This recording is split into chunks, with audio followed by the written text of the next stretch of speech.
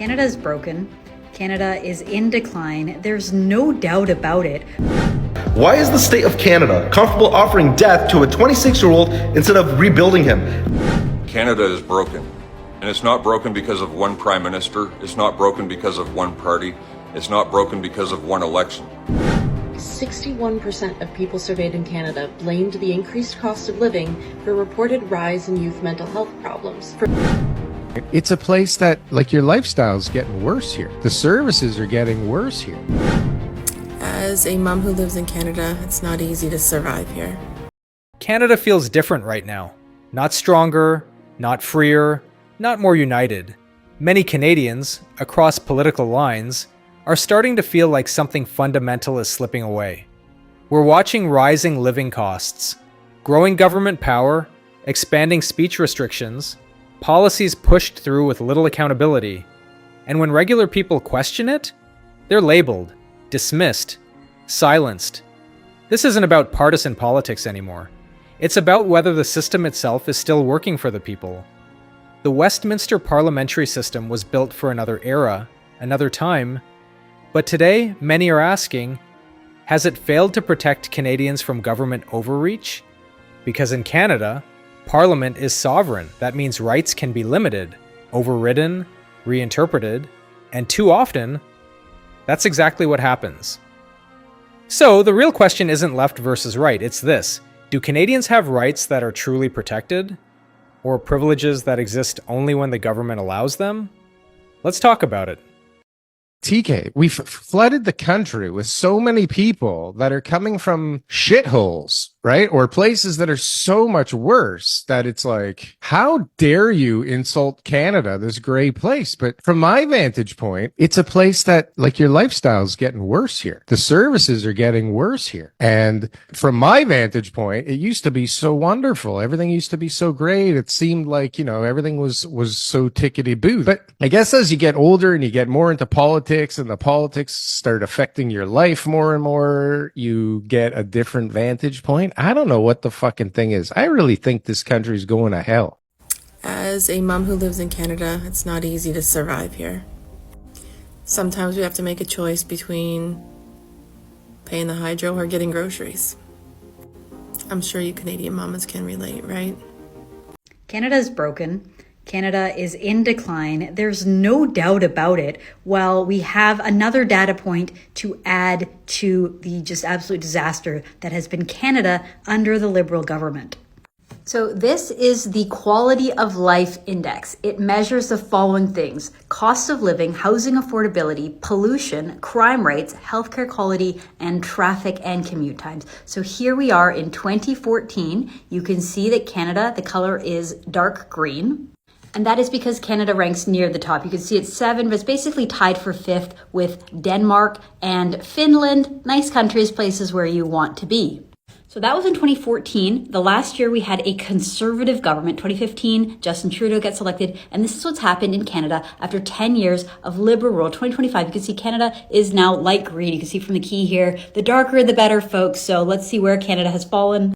Well, there we are, number 29, with countries like Latvia, France, and Ireland getting lower and lower. So life is objectively much, much worse under the Liberals. We're heading into an election, folks. Do we really want another term of Liberal rule in this country?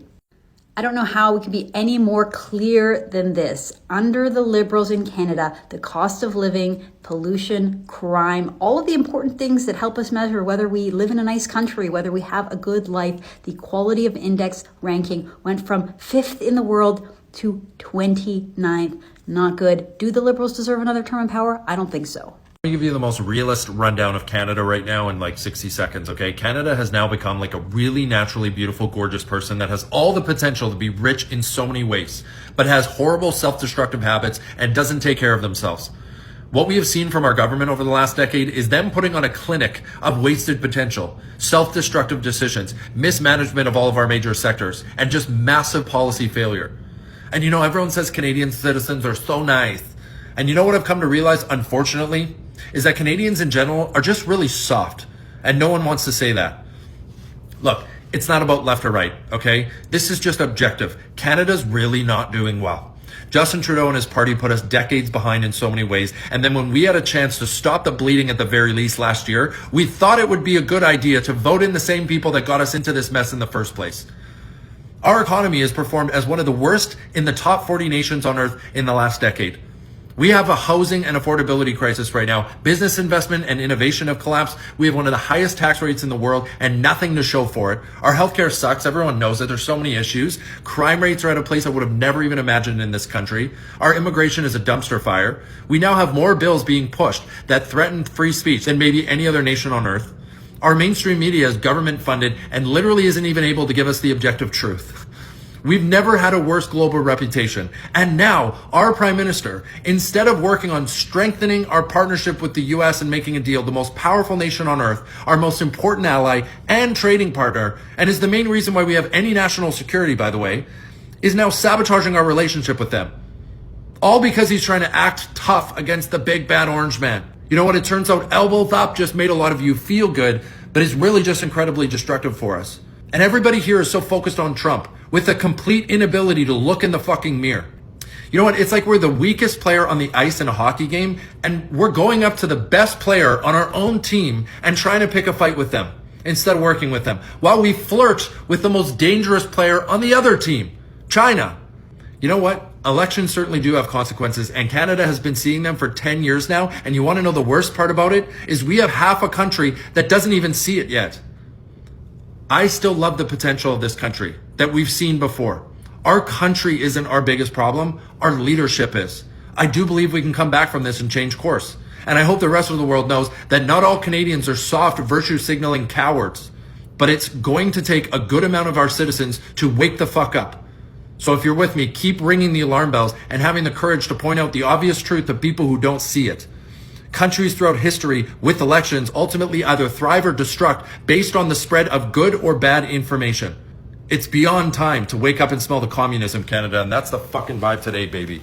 Canada just took out a 26-year-old man who reportedly suffered from seasonal depression. Seasonal depression is not terminal cancer. It's not late-stage organ failure. It's a mental health struggle that millions of people deal with. So here's the real question. Why does the system move faster on assisted removal than it does on long-term mental health treatment? A country should be obsessed with restoring young men, helping them build strength, purpose, resilience. And before anyone twists this isn't about attacking people struggling. It's about asking, why is the state of Canada comfortable offering death to a 26-year-old instead of rebuilding him? That is not compassion. That is idiotic. I'm going to say something today that a lot of people are going to find controversial, but it needs to be said. Canada is broken. And it's not broken because of one prime minister. It's not broken because of one party. It's not broken because of one election. Canada is broken because of the system. We are living under the Westminster system, and the Westminster system is designed to concentrate power. It allows governments to control the country through party discipline, cabinet decisions, and unelected bureaucracies, while the average citizen gets ignored. And when things go wrong, accountability is almost impossible. So here's what I believe. In the long run, Canada needs to rid itself of the Westminster system entirely. Canada needs to become a constitutional republic. And yes, I know that statement is going to make people uncomfortable, but I want you to hear me clearly. I'm not talking about violence. I'm not talking about chaos. I'm talking about lawful, peaceful, democratic reform. Because right now, we do not have enough protection from government overreach. We have a Charter of Rights and Freedoms, but we also have loopholes that allow government to override those rights. And that means our freedoms aren't guaranteed. They're conditional, and that's not good enough. Now, some people will say, well, what would a constitutional republic look like? Here's the truth. The United States has one. And I'll be the first to admit it. The American Constitution is not perfect. Their Bill of Rights is not perfect. Their system has flaws, but it is still far stronger than what we have here in Canada, because it places real limits on government power. It gives citizens protections that cannot simply be brushed aside when it becomes inconvenient. And I believe Canada has two possible futures.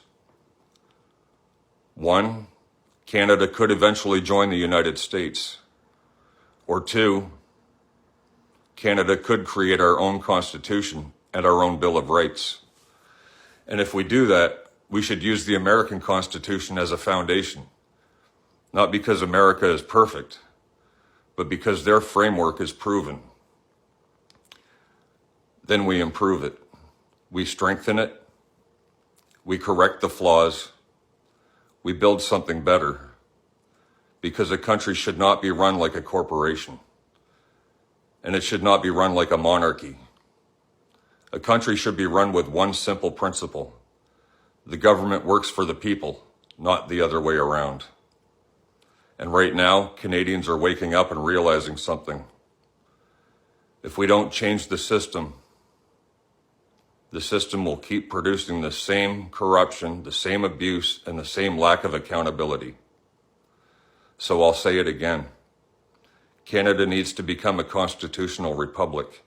Not tomorrow, not overnight, but eventually. Because if we want real freedom, real accountability, and real protection from government overreach, we need a system built to defend the people, not control them. 61% of people surveyed in Canada blamed the increased cost of living for a reported rise in youth mental health problems. From 1981 to 2024, average wages in Canada have increased by 24%. In the same period, inflation-adjusted real home prices surged to 163.5%.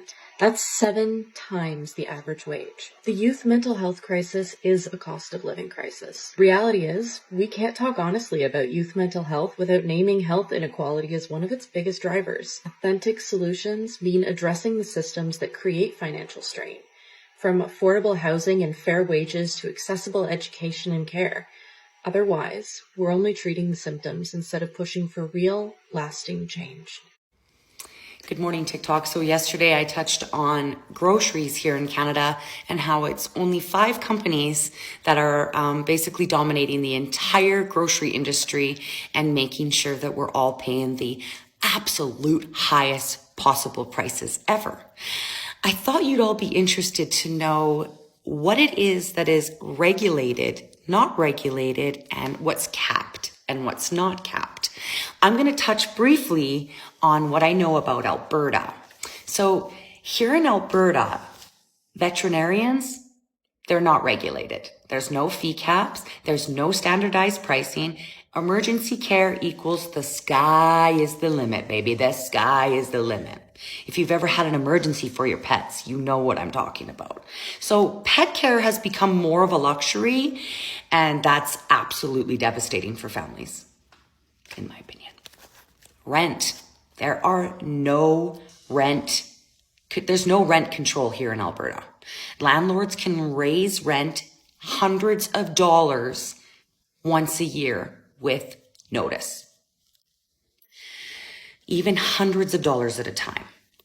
This is one of the fastest growing cost pressures that we have. Dentists. Not regulated. Alberta has suggested fee guides that nobody follows. Dentists can charge whatever they want, whenever they want. No enforcement, no cap. That one's gross. I've touched on that one. That one's awful. Groceries. This one hits us all hard. They're not regulated.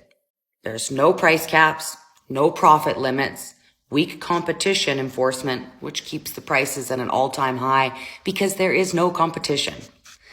This is the single biggest pain point for families right now. Legit, one of our biggest expenses, groceries, as a family of 5. So the pattern I'm seeing here, these things are essential, emotionally charged, urgent, hard to shop around for, and are often the least regulated in Alberta. So you've got healthcare, which is regulated. Teeth, no. Pets, no. Food, no. Shelter, no.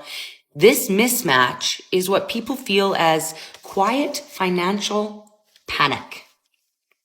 The uncomfortable truth: Alberta prioritizes market freedom, low regulation, and business flexibility. Now, while this benefits some, families absorb the risk when markets fail or consolidate. we're the ones that eat up all of the cost. This is not okay. As much as I love my province, we've got some work to do. Those say that the federal government, these are all provincial government, blah, blah, blah. This is government that can help. They choose not to. That's where the problem is. Everything's put onto us Canadians, and the rich just get richer. The corporations just get bigger. The greed just gets worse. Something has to be done. And I get a lot of folks ask me, well, what can we do? What can we do to just change this? I'm not sure. I'm working on a plan. I'm not sure what we can do, but this is absolute madness, the cost of living here in my own province of Alberta, which is one of the most inexpensive provinces here in Canada. So I'm curious, what does your province regulate? What is your province not regulating? Cheers. Have a good day. As nothing prepares you for the level of depression you'll face moving to Canada. I'm gonna try to prepare you. If you're thinking about moving to Canada, just know that it's gonna come with challenges. Everywhere comes with challenges, even being in Jamaica, right?